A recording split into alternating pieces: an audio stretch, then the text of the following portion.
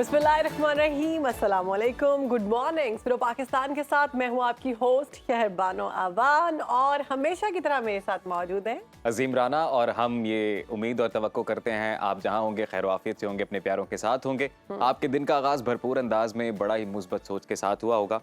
और इससे पहले कि प्रोग्राम बाकायदा तौर पर मैं आगे बढ़ाऊं, मैं अपनी साथी एंकर से ही पूछना चाहता हूं कि शहरबानो, आज खैरियत है? आप इतनी तैयार श्यार होके जी बिल्कुल खैरियत कहाँ है घूम रही हैं और आप इतनी आप तैयार भी होके? कुछ कम तैयार हुए नहीं नजर आ रहे यार, जितना आप हो सकते हैं। डेली की रूटीन ये है। खैरियत ये है कि आज हमारी 300 एपिसोड्स पूरी हो चुकी हैं, उस पर हम वाह, वाह, मुबारकबाद पेश करते हैं सबको। सुनो पाकिस्तान की कंग्रेचुलेशंस टू सुनो पाकिस्तान। 300 एपिसोड्स आज हमने मुकम्मल कर लिए हैं। 300 एपिसोड्स, वाओ। 3 सेंचुरी हमने बना ली है जी माशाल्लाह से। और ये सफ़र इंशाल्लाह जारी और सारी रहेगा। बल्कि इस प्रोग्राम के इख्तिताम पे एक सरप्राइज है आज 300th एपिसोड से रिलेटेड, वो हम थोड़ा बाद में जाकर रिवील हमारे करेंगे। साथ रहना है और इसके प्रोग्राम के आखिर में वो सरप्राइज आपको दिखाएंगे हम। जी बिल्कुल, और आपको अपनी सेलिब्रेशंस का हम पार्ट भी बनाएंगे। तो आगे बढ़ते हैं और प्रोग्राम का बाकायदा तौर पर आगाज़ करते हैं। और आपको पता है कि हम लोग हमेशा से बड़ी ही इंटरेस्टिंग और जो डिफरेंट खबरें हैं वो अपने व्यूवर्स के लिए लेके आते हैं। तो आज हम खबर लेके आए हैं बड़ी ही पॉजिटिव उन लोगों के लिए कि जिनको ये खदशा था कि अगर आर्टिफिशियल इंटेलिजेंस में इतनी जिद्दत आ रही है और अगर रोबोट्स इतने एफिशिएंट होते जा रहे हैं तो ये ना हो कि एक दिन सब कुछ वही टेक ओवर कर लें, सारी जॉब्स वो ले जाएं, इंसान वेला बैठा रहे। तो ऐसा बिल्कुल नहीं है। एक अच्छी खबर है टेक्नोलॉजी की दुनिया से, और वो ये है कि गूगल की जानिब से रोबोट को कंट्रोल करने के लिए एक बड़ा इकदाम किया गया है। रोबोट्स के नुकसान को महदूद करने के लिए आइन तश्कील दे दिया है जी। और ये आइन तश्कील देने का मकसद क्या है, शहरबानो बताएं जरा। और इसका मकसद ये है कि ऐसे ये मददगार साबित होगा रोबोट बनाने में। तो घर साफ करें आप खाना बनाएं और इस बात को भी यकीनी बनाएं कि ये रोबोट्स महफूज रवैया इख्तियार करेंगे। ऐसी टेक्नोलॉजी और रोबोट्स ना बनाए जाएं तो फिर ये होगा कि जो मालिकान हैं या घर वाले हैं वो नुकसान उनको पहुंच सकता है सारी सूरत हाल में। तो गूगल की जानिब से नए सिस्टम्स का एक सेट पेश किया गया है जिसके मुतालिक कंपनी का ख्याल ये है कि ऐसे रोबोट्स बनाने में आसानी फराहम करेगा जो मदद करने और बगैर नुकसान पहुंचाने मदद करने के काबिल होंगे। यानी जी बिल्कुल, ह्यूमन फ्रेंडली रोबोट्स, बिल्कुल ह्यूमन फ्रेंडली रोबोट्स बनाए जा रहे हैं। इसमें वो सिस्टम ही नहीं होगा जिससे वो आपको कोई किसी किस्म का नुकसान पहुंचता। जो रोजमर्रा के काम है घर में खवातीन को ज्यादातर जो होते हैं उसमें हेल्प करेगा जी। तो ये अच्छी बात है। तो आज कराची वालों के लिए अच्छी खबर है। कराची वालों के लिए अच्छी ऑफर लगी है। FIR लाएं आप और अपने मोटरसाइकिल, अपने तो नहीं, नए मोटरसाइकिल और मोबाइल जो है ना वो तोहफे में पाएं। तो गवर्नर सिंध कामरान टिसोरी ने कराची में डकैती और वारदातों का जो निशाना बने हैं लोग, उनके लिए एक अच्छी समझ लें एक ऑफर निकाली है या खबर है कि आप एक FIR जो आपने दर्ज करवाई थी आपकी चोरी होने पर या डकैती होने पर, स्नैचिंग होने पर, तो वो आप लेकर जाएं और आप गवर्नर सिंध जो हैं वो आपको देंगे नई बाइक और नया फोन मिलेगा। लेकिन ये ऑफर कब तक है इस हवाले से हम कुछ कंफर्म नहीं कह सकते। तो इसे महदूद मुद्दत तक ही समझे और इससे फायदा उठाएं। कि जो पुलिस एहलकार है वो खुद से FIR बना के फोन और वो मोटरसाइकिल लेते हैं। लेकिन ये मिलेगी या नहीं, मेरा नहीं ख्याल ऐसा हो सकता है। लेकिन दूसरा ये भी इसको शहरबानो देखे ना कि इंतखाबात का भी माहौल है, तो ये एक इलेक्शन कैंपेन भी तो हो सकती है। बट लेट्स सी, वो यही कहा जा रहा है कि क्या ये ऑफर सिर्फ इलेक्शंस तक ही महदूद क्या ये सिर्फ इलेक्शन के बाद। और इतने कराची के लोग इस सारे मामले से इतने सालों से मुतासिर हो चुके हुए हैं कि इलेक्शंस तक तो ये पॉसिबल ही नहीं है कि वो सबको इस्तेफादा हासिल एक क्या कहते हैं ना, light at the end of the tunnel. वो ये है कि कम से कम चलो फायदा तो हो रहा है ना लोगों को। वो जाएं, वो तमाम खवातीन हज़रात जो कि चोरी डकैती के मुतासरीन हैं जिनके पास FIR हैं, वो लेकर जाएं गवर्नर हाउस। वहाँ पे आपको जनाब FIR देखी जाएगी, मोटरसाइकिल दी जाएगी, फोन दिया जाएगा। के लिए दो अच्छी खबरें, एक और अच्छी खबर है वो भी सुना देते हैं। बड़ी खुशखबरी ये है कि शहर कायद की आवाम हमेशा मसाइल का शिकार रहे हैं। ट्रांसपोर्ट की कमी भी एक बड़ा मसला रहा है, मगर कराची की इंतजामिया ने पीपल बस सर्विस के बेड़े में शामिल 30 बसें सड़कों पर ला दी हैं, यानी वहाँ पर आ चुकी हैं। और इससे शहरियों के सफरी मसाइल में किसी हद तक कमी वाक़या होगी। इस हवाले से मज़ार कायद पर एक तकरीब भी मुनक़िद की गई। पीपल्स बस सर्विस की इफ्ताही तकरीब में निगरां वज़ीर आला सिंध जस्टिस रिटायर्ड मकबूल बाकर के अलावा मेयर कराची मुर्तज़ा वहाब, वज़ीर इत्तलात और सूबाई वजीर दाखिला हारिस नवाज ने भी शिरकत अच्छा की। शायद बानो, मुझे तो ये लग रहा है कि ये सारी अच्छी खबरें कराची वालों के लिए, लाहौर वालों के लिए कोई खबर नहीं है लाहौर भाई। वालों के ये तो बड़ी गलत बात भी है। अच्छी खबर होगी। लेकिन चलो अच्छी लाहौर बात वाले है, इसी से कराची खुश हो भी जाएंगे, पाकिस्तान का हिस्सा है भाई। जी हाँ, मैं ये कराची भी कहती हमारा ही है, कोई ऐसा मसला नहीं है, अच्छी बात है। तो कराची वालों के लिए अगर सफरी सहूलियात आसान की जा रही है तो it's a very good initiative. Yes. और इसके अलावा बहुत ये भी मसला कहा है ना, गया है जी मेरे कि जो ख्याल से ग्रीन पूरे लाइन बस सर्विस है ना, पाकिस्तान में हमारे जो ट्रांसपोर्ट की सारी सहूलियात हैं ना, उनको बहुत अच्छा करने की ज़रूरत है, ताकि पेट्रोल का इस्तेमाल लोग कम करें, अपनी गाड़ियां कम निकालें, पोल्यूशन जो है उससे जी। कम होगा। और जो पब्लिक ट्रांसपोर्ट है अगर वो अच्छी होगी और वो आरामदेह होगी तो सब लोग उस पर सफर बिल्कुल। करेंगे। ये तो पीपल्स बस सर्विस है, इसके अलावा ग्रीन लाइन बस मंसूबा भी है, वो भी जल्द आने वाला है। और मेयर कराची ने ये भी इंदिया दिया है कि बहुत जल्द कराची की सड़कों पे आपको इलेक्ट्रिक बसेस भी दौड़ती हुई नजर आएंगी, जो कि इन्वायरमेंट फ्रेंडली होंगी। तो अच्छी बात है जी, अहले कराची से भरपूर फायदा उठाएं। तो अब आगे बढ़ते हैं। ये तो दिलचस्प कहानियां थी जो हमने आपके साथ शेयर की हैं। अब सियासी सूरत हाल पर नज़र डाल लेते हैं। और सियासी सूरत हाल में ये सिचुएशन है जी कि जनरल इलेक्शन में 28 दिन बाकी हैं।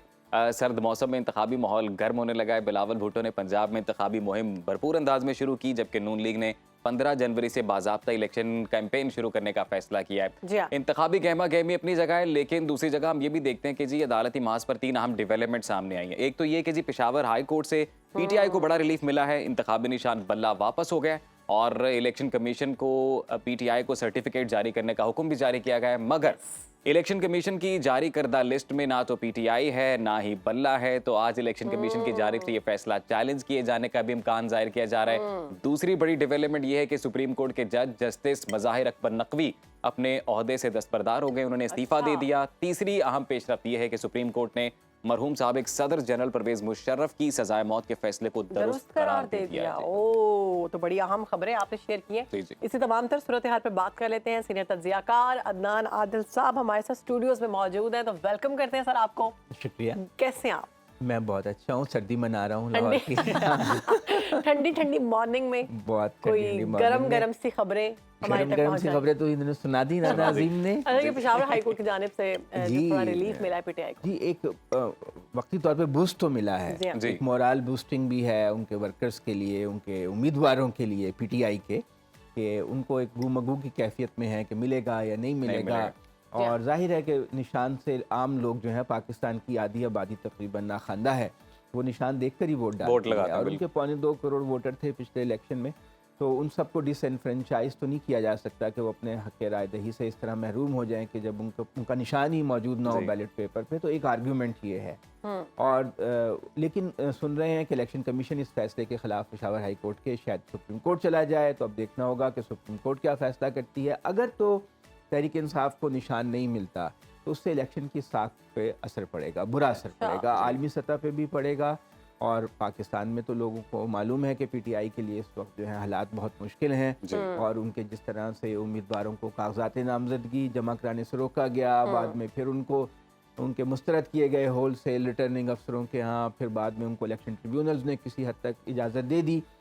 तो तमाम हालात जो हैं ना मसाइद हैं ना मवाफिक हैं पीटीआई के, और उनको तकरीबन एक तरह से पैरालाइज कर दिया गया है पीटीआई इलेक्शन को। कमीशन की जानिब से आज ये जो फैसला आया है उस जी। पर एक नई हिकमत अमली के लिए एक इजलास होने जा रहा है। जी, तो क्या हो सकता है कि हिकमत अगर वो अमली यही होगी कि भाई सुप्रीम कोर्ट जाएं या ना जाएं, क्योंकि अब 2 दिन तो रह गए हैं फाइनल होने में लिस्टों में। आज 11 तारीख है, 13 को फाइनल होनी है। जी हाँ। तो अगर अब ये सुप्रीम कोर्ट जाते हैं, सुप्रीम कोर्ट से कोई नया ऑर्डर आ जाता है, तो फिर तो उससे इलेक्शन का जो प्रोसेस है वो भी मुतासिर हो सकता है। जी। तो बेहतर तो यही है कि इनको इलेक्शन लड़ने की उनके निशान पे इजाज़त दी जाए। वरना अगर ना दी गई, फ़र्ज़ करें सुप्रीम कोर्ट से कोई फैसला रिवर्स हो गया, तो फिर उनके पास ऑप्शन है कि वो किसी अपनी इत्तेहादी जमात के इलेक्शन के ऊपर इलेक्शन लड़ लें। जैसे मौलाना शिरानी है, साहबजादा अदनान हामिद साहब, रज़ा 13 हैं। तारीख के बाद कोई चांस नहीं बचेगा। हाँ, तो फिर तो फिर इलेक्शन डिले हो किसी हद तक, अगर वो तो एक नए सिरे से सारा मामला शुरू हो जाएगा। ठीक है। तो ज़्यादा इम्कान यही है कि 13 तारीख के बाद फिर कोई तब्दीली नहीं होगी। तो नाम साहब, एक और खबर जो अदालत से यही आई कि जस्टिस मज़ाहिर अकबर नकवी ने जो इस्तीफा दिया है, जी, इस हवाले से आप किस तरह देखते हैं इस इस्तीफे को? क्या सदर पे लाजिम है कि वो इस्तीफे को कबूल करेंगे? हाँ, आम तौर पे तो कबूल कर लिया जाता है। और जब वो जज साहब जो हैं खुद कह रहे हैं, और ये एक ट्रेडिशन है कि अगर किसी जज पे बहुत संगीन इल्ज़ामात हों और वो समझे कि मैं ग्रेसफुली एग्जिट कर जाऊं, तो वो इल्ज़ामात ड्रॉप कर दिए जाते हैं, वो चार्जेस वापस ले लिए जाते हैं। और सही। फिर उनकी पेंशन और तमाम मुराद मतलब कार्रवाई कायम आगे नहीं रहती हैं, बढ़ेगी। आगे नहीं बढ़ती। सही। तो माजी में तो रिवायत यही रही है। अब चूंकि पाकिस्तान है, यहाँ पे नई नई रिवायतें कायम होती रहती हैं, तो होती कुछ रहती कहा नहीं जा सकता। लेकिन मज़ाहिर अली नकवी साहब पर कुछ इल्ज़ाम ये था कि उनकी को बच्चों ने जायदाद बनाई जो बहुत कम कीमत जिसकी शो की गई, हाँ जबकि जी। वो ज़्यादा कीमत की थी। लेकिन ये वो उनका कहना है कि वो बच्चे इंडिपेंडेंट हैं, लॉयर्स हैं, मैं उनका ज़िम्मेदार नहीं हूँ। सही। तो फिर एक बड़े सीनियर जज हैं जाजुल एहसन साहब, उन्होंने भी जो कार्रवाई हो रही थी जुडिशल काउंसिल में उस पर कोई बहुत संजीदा किस्म के एतराज़ात उठाए हैं कि वहाँ पे डिबेट और वो डिस्कशन नहीं हो रही थी।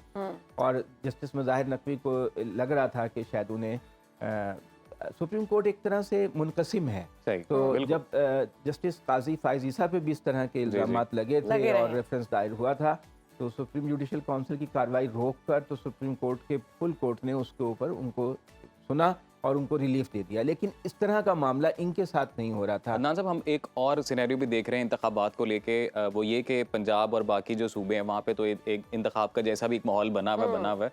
ये जो नॉर्थ वज़ीरिस्तान साइड है, बाजोड़ है, इस तरह से जो दूसरे फारफ्लंज एरियाज़ हैं, वहाँ पर हम देख रहे हैं कि जो पॉलिटिकल कैंडिडेट्स हैं वो उनके ऊपर अटैक्स हो रहे हैं। इस तरह की दहशतगर्दी के कदू का वाक़यात भी इस हवाले से सामने आ रहे हैं। तो ये इलेक्शंस को सबोटाज करने की कोशिशें की जा रही हैं जो नॉन स्टेट एक्टर्स हैं उनकी जानिब से। बिल्कुल आप सही कह रहे हैं कि जो हमारे मुल्क में दहशतगर्द तंजीमें हैं या मुसल्लह शिद्दत पसंद तंजीमें हैं, वो उनका अपना एजेंडा है। वो कबायली जो अज़ला हैं हमारे, वहाँ अपनी हुकूमत कायम करना चाहते हैं, रियासत के अंदर रियासत बनाना चाहते हैं, और इसलिए वो डेमोक्रेटिक प्रोसेस को जो है सबोताज कर रहे हैं। ठीक। मौलाना फजलुर रहमान भी यही कह रहे हैं कि जी। अमन अमान की सूरत हाल अच्छी नहीं है, इसीलिए वो पहले कतर गए कि मुलाकात भी सिफारिश करने करवाएं। कतर के आपको पता है बहुत अच्छे ताल्लुकात हैं तालिबान जी, हुकूमत से जी। अफगानिस्तान की।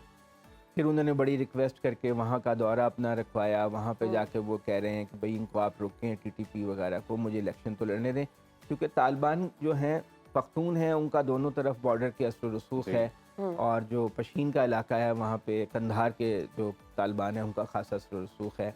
तो मौलाना फजलुर रहमान भी कोशिश में है कि किसी तरह ये लेकिन देखो खातिर उनको कुछ स्पेस मिल जाए, लेकिन कोई कामयाबी हाँ जी, कामयाबी तो लग नहीं मिल रही है। क्योंकि उनके जो प्राइम मिनिस्टर हैं इस जी। वक्त अफगानिस्तान के, उन्होंने बोला है कि जी आप जो अफगान मुहाजिरीन के साथ सलूक कर रहे हैं आप उसमें नरमी बरतें। हाँ, उनके साथ वहाँ पे मुजाहरे भी हों, उनके खिलाफ हुए हैं। अच्छा। और पाकिस्तान के साथ जो मामलात हैं अफगानिस्तान के, वो आपको पता है रॉकी रिलेशनशिप है, कोई इतना स्मूथ नहीं है अभी भी। लेकिन ये कि दाइश भी एक्टिव है ना, एक तंजीम तालिबान है, एक दाइश है, जी, दाइश। इस्लामिक स्टेट भी कहते हैं, इस्लामिक स्टेट खुरासान। तो वो कहते हैं कि वो हमारे ज़ेरे असर नहीं है, तो हम उसको नहीं रोक सकते। या इस्लामिक जहाद के नाम से, तहरीक जहाद के नाम से बन चुकी है तंजीम, तो उनको हम नहीं रोक सकते। तो ये ख़तरनाक सूरत हाल है। पाकिस्तान को काफ़ी अरसे से, ये बहुत तवील अरसे से इसका सामना है दहशतगर्दी का। अब तो पहले की निस्बत थोड़ी कम है, लेकिन अभी भी दोबारा सर उठा रही है। असलम बुलीदी साहब पर तुर्बत में जो हमला हुआ है, कुछ बलोच जो ग्रुप हैं, जो अलहदगी पसंद ग्रुप हैं, वो भी एक्टिव हैं। कुछ हमारे जो दुश्मन ममालिक हैं वो भी उनको स्पॉन्सर करते रहते हैं कि पाकिस्तान अनस्टेबल रहे, यहाँ पे अमन अमान की सूरत हाल अच्छी नहीं होगी तो मईशत भी तरक्की नहीं करेगी, सरमायाकार भी नहीं आएंगे। तो बात की जा रही है अदनान साहब, बल्ला जो है वो तो वापस आ गया है, उसका निशान तो मिल चुका है, लेकिन नून लीग के इम्तिहानात कम होते दिखाई नहीं दे रहे। नवाज शरीफ साहब कहते हैं किसी को नाराज नहीं करना, लेकिन टिकट्स के मामले पर वैसे इख्तलाफात चल रहे हैं। हमेशा ही होते हैं शहरबानो, ये जो टिकट्स है ना, इसके ऊपर हर हल्के में 2-3 तगड़े उम्मीदवार होते हैं। किसी को नाराज ना किया जाए, सबको नहीं हो टिकट्स तो सकता है नहीं किसी से वादा कर लिया जाए कि भाई अब जब हुकूमत बन जाएगी तो आपको कोई और बड़ा ओहदा दे देंगे, आपको सेनेट में ले लेंगे, आपको कोई बल्दियाती इलेक्शन होंगे तो जिला कौंसिल का चेयरमैन बना देंगे, या आपको किसी जगह सफीर लगा देंगे, या किसी बड़ी कारपोरेशन का हेड बना देंगे।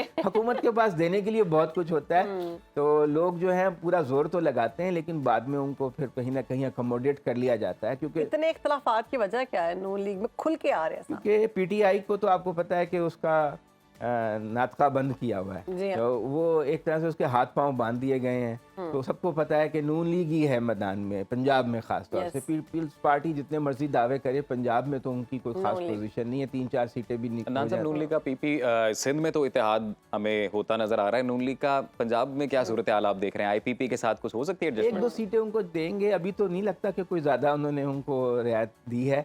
अभी तो अपने ही लोग नहीं उनके पूरी तरह अकोमोडेट हो रहे हैं। लेकिन उससे ये है कि उनको जो नून लीग को आपने बात पूछी थी ना कि वो क्यों हो रहा है और वो इसका क्या बनेगा, तो नून लीग के मामला ये है कि वो ज़्यादा अपना इन्हिसार कर रही है मुकामी बाअसर सियासतदानों पे। अच्छा अदनान साहब, आप जाते जाते एक पॉइंट मेरे जहन में आ गया, बिलावल भुट्टो साहब का बड़ा फनी सा था।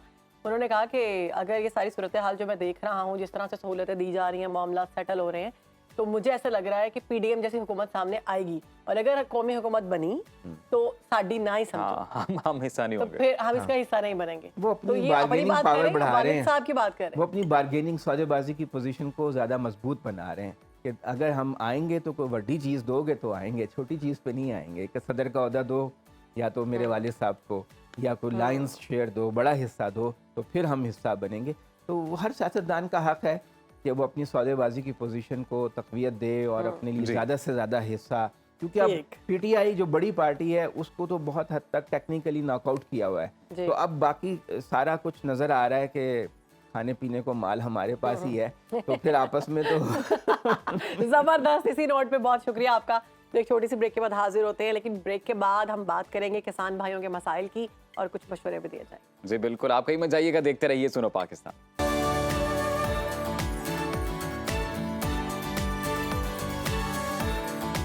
Welcome back after the break. नाजरीन, प्रोग्राम में आगे बढ़ते हैं, बात करते हैं अपने किसान भाइयों को दरपेश मसाइल की। तो नाजरीन, पाकिस्तान की तकरीबन 60 से 70% आबादी ज़राअत से मुंसलिक है। ज़राअत को मुल्क की मईशत की रीढ़ की हड्डी की हैसियत हासिल है, मगर खुश्क सर्दी का ये मौसम सिर्फ इंसानों को ही मुतासिर नहीं कर रहा, बल्कि फसलों के लिए भी ये इंतहाई नुकसानदेह है। ये मौसम फसलों के लिए कितना खतरनाक हो सकता है और किसानों को फसलों के बचाव के लिए क्या इकदाम करने की ज़रूरत है, इस पर हम अपने एक्सपर्ट से बात करेंगे। इस पे बात करेंगे। हमारे साथ मौजूद हैं किसान के नाम के एंकर और ज़राई माहिर बिन्यामीन साहब। वेलकम टू सुनो पाकिस्तान। कैसे हैं आप? बहुत शुक्रिया, मैं बिल्कुल ठीक हूँ। अच्छा बिन्यामीन, ये टैगलाइन अजीम ने भी पढ़ी है और मैं इस पे बड़ी वो हुई कि अजीम ने क्या बोला है कि सर्दी सिर्फ इंसानों को नहीं लगती, फसलों को भी सर्दी लगती है। बिल्कुल सही बोला उन्होंने, मुतासिर होती हैं। बिल्कुल सही बोला है। फर्क सिर्फ ये पड़ता है कि इंसान सर्दी में जिस तरह येलो होता है, पत्ते भी उसी तरह येलो होते हैं, दरख्तों के, फसलों के पत्ते भी उसी तरह येलो होते हैं। फ़र्क सिर्फ ये है कि इंसान पिंकिश होता है, यानी जब मौसम सही हो तो इंसान का निखरता चेहरा, तो पौधे जो हैं वो पिंक नहीं होते, वो ग्रीन होते हैं। तो जब आपकी फसल येलो हो रही हो, पत्ते मुरझा रहे हों, तो आपको समझ आ जानी चाहिए कि अब सर्दी सिर्फ हमें नहीं लग रही, सर्दी पौधों को भी और फसलों को भी लग रही है। तो बिन्यामीन, इस वक्त हमारे चूँकि किसान भाई आई एम श्योर के इस प्रोग्राम के सेगमेंट को बड़े शौक से देखते हैं और हम उनके जब मसाइल पर नज़र डालते हैं, उन पर गुफ्तगू करते हैं, तो ऑब्वियसली उन्हें कुछ फ़ायदा होता है इससे। तो ये बताइएगा कि कौन सी फसलें हैं इन मौसम में, इस मौसम में जिसको नुकसान होता है मौसम की शिद्दत से? अच्छा, अगर सबसे बड़ी फसल की बात करें तो इस वक्त गंदम है, और गंदम तकरीबन हमारे 70% किसान जो है वो लगाते हैं। यानी हमारे पास ओवरऑल जो है वो इस साल सरकारी दादोशुमार जो हैं वो 22.2 मिलियन एकड़ पर गंदम लगी हुई है, और उसमें से जो सर्दी वाले, ज़्यादा सर्दी वाले एरिया हैं, जिस तरह हमारा सेंट्रल पंजाब है और जनूबी पंजाब के कुछ अजला हैं, फिर अपर पंजाब है, ये सारा एरिया इस वक्त अंडर स्ट्रेस है। इसकी फसलें जो हैं वो स्ट्रेस में हैं। तो गंदम को स्ट्रेस से बचाना बहुत ज़रूरी होता है। आल्दो जो सर्दी है वो गंदम के लिए अच्छी भी होती है, लेकिन ऐसी गंदम जो टाइम से सोइंग हो, जिसकी यानी अक्टूबर एंड और नवंबर में जिसकी सोइंग हो चुकी हो, उसके लिए मौसम सरमा अच्छा है, क्योंकि उसकी ग्रोथ रुक जाती है और टिलर्स बढ़ते हैं, और जितने ज़्यादा टिलर्स बढ़ेंगे गंदम के, उतनी ही ज़्यादा गंदम की पैदावार आएगी। तो उनके लिए तो ये अच्छी है। लेकिन हमारे अक्सर इलाके जिनमें जैसे गन्ना जो काश्त किया गया था, जिन इलाकों में मकई काश्त की गई थी, तो ये लेट हार्वेस्टिंग होती है इनकी, दिसंबर के सेकंड वीक में जाके अक्सर किसानों ने, और अभी भी कुछ किसानों ने गंदम लगाई है। तो ऐसे किसानों की गंदम जो है वो यकीनन स्ट्रेस में जाएगी, क्योंकि वो टिलर्स बनने के अब चांस ही नहीं है। तो जो लेट लगाते हैं उनको ज़्यादा नुकसान पहुँचेगा। जी बिल्कुल। अच्छा, गंदम की बात आप कर रहे हो, तो हमारी मेजर फसल है, तो उसको हम कैसे बचा सकते हैं? अच्छा, गंदम को जो फसल से बचाना है उसके 2-3 तरीके हैं। मैं सबसे पहले आपको ये बता देता हूँ, ऐसे दोस्त जिन्होंने टाइम पे गंदम लगाई हुई है, यानी नवंबर के आखिरी हफ्ते तक भी अगर लगी हुई है, तो वो टाइमली गंदम ही कंसीडर होती है। तो उनके लिए तो सिंपल एक फार्मूला है कि 2% नाइट्रोजन, यानी 2% नाइट्रोजन का मतलब ये है कि 1 एकड़ में हम नॉर्मली 100 से 120 लीटर पानी, टैंकी का पानी स्प्रे करते हैं। जब हम किसी भी चीज़ की स्प्रे करते हैं, किसान भाई बखूबी आगाह हैं कि 5 टैंकी जो हैं वो स्प्रे की जाती है 1 एकड़ में।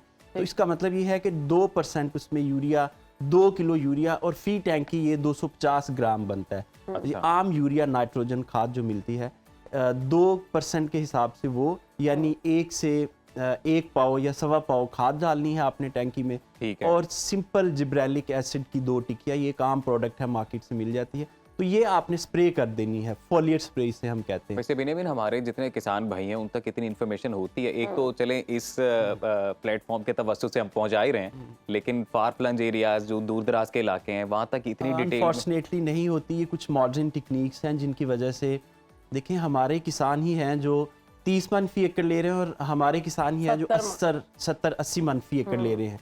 तो फ़र्क सिर्फ ये प्रैक्टिसेस का है, बेसिक प्रैक्टिस में बड़ी कॉस्ट भी इन्वॉल्व नहीं है। ये मैक्सिमम जो अभी मैंने आपको फार्मूला बताया, ये लेस देन 500 का है, और मौसम सरमा में 2 आपने ये स्प्रे करने हैं, तो बेहतरीन तरीके से आपकी जो गंदम की ग्रोथ शुरू हो जाएगी, उसका येलो पान खत्म हो जाएगा। वो तो 2-3 महीने का ही होता है, तो उसमें 2 नहीं, फसलों के लिए 1 महीने का होता है बस। अच्छा। यानी अब जो दिन चल रहे हैं जब आपका टेम्परेचर 10 से नीचे आता है जन और फेब में, ठीक है, बाज़ औकात दिसंबर एंड पे शुरू होता है, और फेब का फर्स्ट वीक या फेब का सेकंड वीक मैक्सिमम, तो सर्दियां फसलों के लिए 1 माह ही होती हैं, या मैक्सिमम 1.5 माह हो सकती हैं अगर ज़्यादा लंबी चलें। अच्छा, ये एक सिनेरियो मैंने बताया। दूसरा सिनेरियो ये है कि फॉर एग्जांपल एक किसान ने फसल काश्त ही दिसंबर के एंड पे की, हाँ जी, तो उसके लिए सिनेरियो ये है कि फिर उसको जो बायोस्टिमुलेंट्स होते हैं, बायोस्टिमुलेंट बेसिकली जो हमारे बड़े अच्छे न्यूट्रिशन वाले पौधे होते हैं, जिस तरह हमारा मोरिंगा का प्लांट है, हाँ जी, या बाकी इस तरह के जितने भी प्लांट्स जिनमें एनर्जी ज्यादा होती है, पाकिस्तान में उसका इतनी वैसे नहीं स्टिमुलेंट्स, मिलती, उसके पजीराई। अर्कियात निकाल लिए जाते हैं, उनके अर्कियात निकाल के, और ये प्रोडक्ट अब मार्केट में अवेलेबल है। ये ऐसी बात नहीं किसानों को खुद नहीं इसके अर्कियात निकालने पड़ेंगे, मार्केट में अवेलेबल हैं। और एनपी के एक फार्मूलेशन होती है, ये मिक्स है 3 खादों का, नाइट्रोजन, फास्फोरस और पोटाश, एनपी के जिसे हम कहते हैं, वो मुख्तलिफ रेशो से आती है, लेकिन बहरहाल 20-20-20 के हिसाब से भी जो फार्मूला होता है, एनपीके 1 kg और बायोस्टिमुलेंट 1 पैक, और ये मिक्स करें। हाँ जी, बिल्कुल, एक केजी जो है वो 1 एकड़ के लिए काफ़ी है। अच्छा। हाँ, और ये बहुत महंगा नहीं है, ये मैक्सिमम 500-600 रुपये का फार्मूला यही था, ये तो चीज़ें बहुत महंगी होती हैं। नहीं, वो हम जाहिर है किसानों को हमने एक बात बतानी है, तो उनकी अफोर्डेबिलिटी एक मेजर इशू होता है, तो उसका हम ख्याल रखते हैं। बहुत महंगे फार्मूलाज नहीं है, तो ऐसे किसानों को हम जिन्होंने लेट गंदम काश्त की है, उनके लिए ये फार्मूला है कि बायोस्टिमुलेंट उनको इस वक्त फसलों पे, देखें जो पत्ते हैं ना, ये फैक्ट्रीज हैं जो खुराक बनाती हैं पौधे के लिए, तो अगर ये स्ट्रेस से येलो जब हो जाते हैं, तो इसका जो फोटोसिंथेसिस का प्रोसेस है, एक तो सूरज नहीं निकल रहा, धूप आएगी तो फोटोसिंथेसिस होगा, तकरीबन 2 वीक्स तो हो चुके हैं। Yes, exactly. अच्छा, तो इसमें जब फोटोसिंथेसिस रुक जाता है, तो इसका मतलब पूरे पौधे की ग्रोथ रुक गई है। तो इस वक्त आपको पौधे को, फसल को ड्राई फ्रूट्स देने, जिस तरह हम ड्राई फ्रूट, इंसान ड्राई फ्रूट खाते हैं, इवन इंसान भी खाते हैं, फिर जानवर भी खाते हैं, तो ये ड्राई फ्रूट्स का काम करता है। ये बिल्कुल, ये ड्राई फ्रूट्स का काम करेगा, उनको एनर्जी देगा अंदर से, और फिर जो रुका हुआ प्रोसेस है खुराक बनाने का पत्ते का, वो चलना शुरू हो जाएगा। अच्छा, मोस्टली जगहों पे हम देखते हैं, और हम कुछ वीडियोस में हमारी नज़रों से गुजरती हैं, कि जो किसान भाई हैं वो सहूलियात के फुकदान पर बहुत ज़्यादा नाला रहते हैं। तो क्या वजह है, कौन कौन सी ऐसी सहूलियात है जो उनको नहीं पहुंचाई जाती, जो हुकूमती सतह पर होनी चाहिए? अच्छा, इस वक्त सबसे बड़ी जो कमी है पाकिस्तान में, वो नॉलेज की है। किसानों में हमारा एक ट्रेडिशनल पैटर्न है, और बदकिस्मती से जो आपकी गवर्नमेंट सेक्टर है, वो भी जब कैंपेन्स करती हैं, तो वो 2 चीज़ों का इनाम लेती हैं, जी आप अच्छा बीज डाल लें और आप खादें डाल लें पूरी। तीसरा मैक्सिमम उनका होता है कि जड़ी बूटी मार स्प्रे कर लें, ठीक है। ये हैं हमारी मैक्रो मैनेजमेंट। इसके बाद माइक्रो मैनेजमेंट आती है, यानी आपने 30 मन फी एकड़ से उठ के जब 80 मन पे जाना है, तो फिर आपको माइक्रो मैनेजमेंट की ज़रूरत है। फिर आपको पत्ते का रंग देखना है और उसके हिसाब से उसको फीड करना है। This is micro management. तो माइक्रो मैनेजमेंट में इस तरह के स्टेप्स आते हैं कि आपको सिर्फ खाद जो है वो छट्टे से या फ्लड से नहीं देनी, आपने एक सिर्फ आप खुराक उस वक्त दे सकते हैं, रूटीन की जो प्रैक्टिस है हमारे किसानों की, खुराक उस वक्त दे सकते हैं जब आप पानी लगा रहे हों। तो अब पानी के बगैर अगर पौधे को किसी चीज़ की ज़रूरत है, तो फिर फॉलियर स्प्रे कर सकते हैं। और बदकिस्मती से फॉलियर स्प्रे मॉडर्न टेक्निक्स में आता है, नैनो फर्टिलाइजर मैनेजमेंट में आता है, लेकिन ये हमारे अभी किसानों को बिल्कुल। और ये तमाम काम हुकूमत के करने वाले हैं कि वो इस तरह की अवेयरनेस कैंपेन चलाएं कि जो दूर दराज इलाकों में किसान भाई रहते हैं उन तक भी सारी इन्फॉर्मेशन पहुंचे। बिल्कुल दुरुस्त फरमाया। बिनेबिन शौकत, बहुत शुक्रिया आपके वक्त का। सुनो पाकिस्तान को आपने वक्त दिया, और हमारे इस सेगमेंट का खुसूसी मकसद ये होता है नुस्खे बताए हम अपने किसान भाइयों को हेल्प आउट करें। वो जान सके मॉडर्न टेक्निक्स क्या हैं आज के मुझे दौर उम्मीद में। है कि जितने भी यहाँ पे किसान भाई इस वक्त हमें देख रहे हैं या फिर सोशल मीडिया पर हमें देखेंगे, वो दुआएं देंगे, क्योंकि ये बहुत ज़बरदस्त बातें हैं जो आप तक पहुँच जाने की हमारी छोटी सी कोशिश है। तो अपना ख्याल रखें और एक ब्रेक के बाद हम हाजिर हों।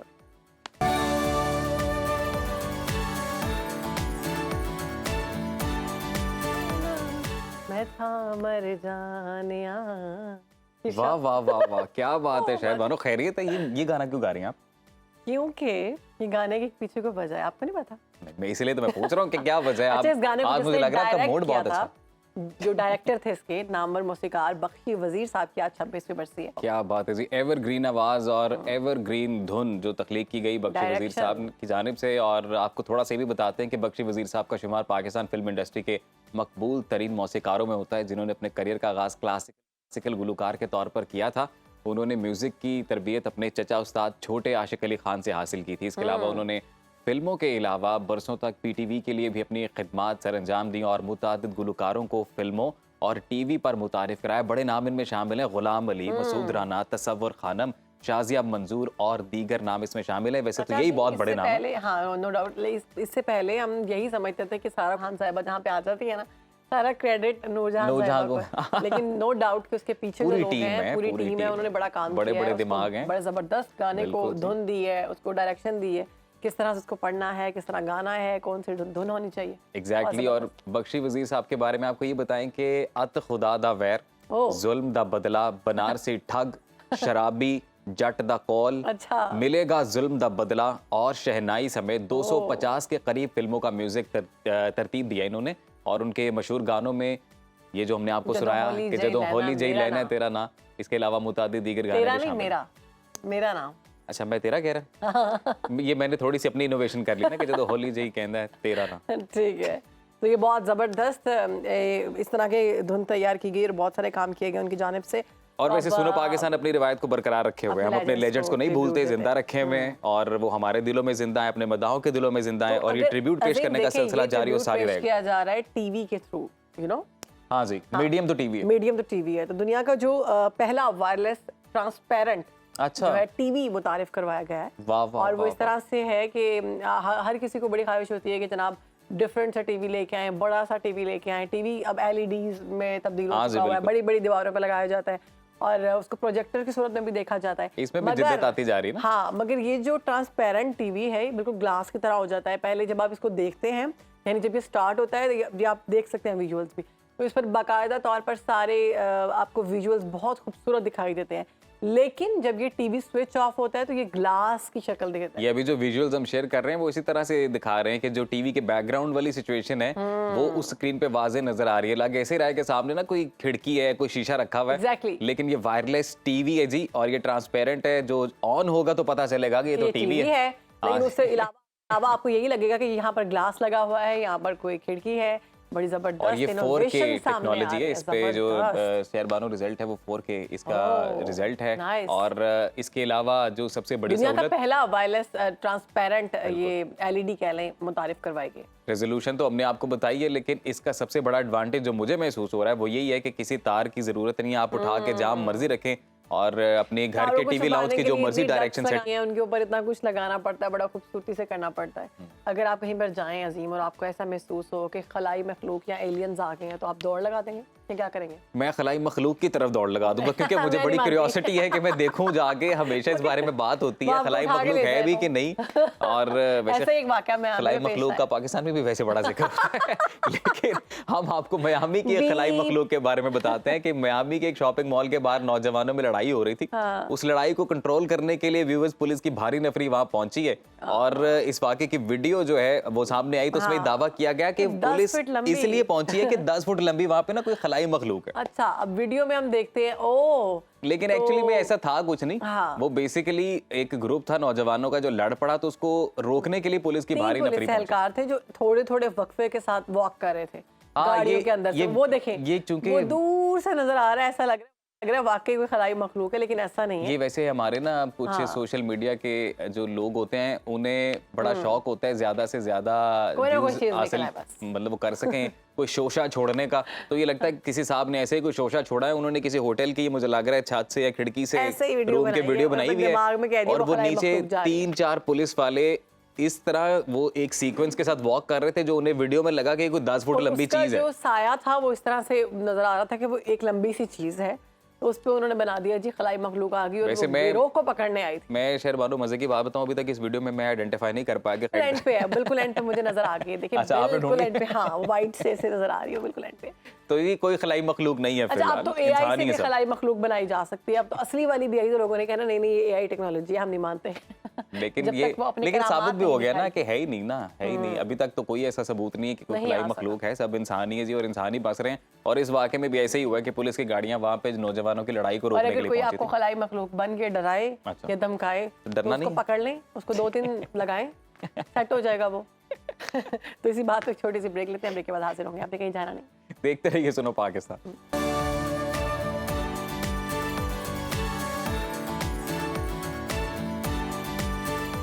व्यूअर्स, प्रोग्राम में आगे बढ़ते हैं और आज आप बात करेंगे, मेरे फेवरेट टॉपिक है आज तो मैं बड़ा बाल। एक्साइटेड हूँ। सर के बाल, और सर के बाल हर मर्द और औरत की मेरा भी है भाई, खूबसूरती सबका होते ही हैं है। बिल्कुल। और खूबसूरत घने लंबे बाल शख्सियत पर बड़ा गहरा असर रखते हैं, खास तौर पर खवातीन के Yes, खूबसूरत yes, बाल yes. जो कि उनकी शख्सियत की दिलकशी को चार चांद लगा ओहो, देते हैं। इसीलिए क्या तो कई बात। Thank you. शायरों ने जुल्फों को अपनी Thank you. शेरों में मौजू बनाया है, नुमाया जगह दी है।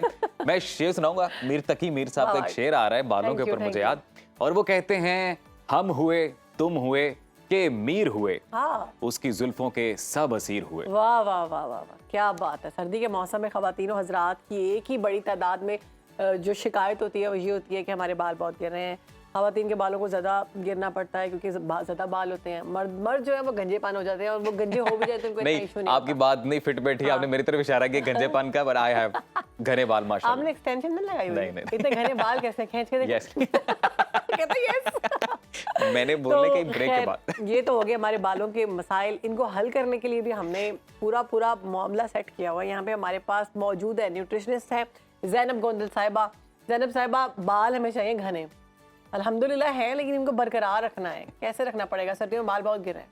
अच्छा, स्किन और बालों की जब भी हम बात करते हैं तो बजाय हम बाहर से उसको ट्रीट करें, उसको हमें अंदर से ट्रीट करना पड़ेगा। हम लोग हमेशा आउटर एप्लीकेशन पे जाते हैं जिसमें हम लोग बहुत सारे प्रोडक्ट्स जो हैं वो बालों के लिए इस्तेमाल कर रहे होते हैं। किसी ने बता दिया कि ये ऑर्गेनिक तेल है, हम वो बनाने और लगाने बैठ जाते हैं। खुद क्रिएशंस जो हैं हमने बहुत तरह की हुई हैं, ये तेल, ये व्हाट नॉट, क्या रेमेडीज हम लोग इस्तेमाल करते हैं बालों के लिए।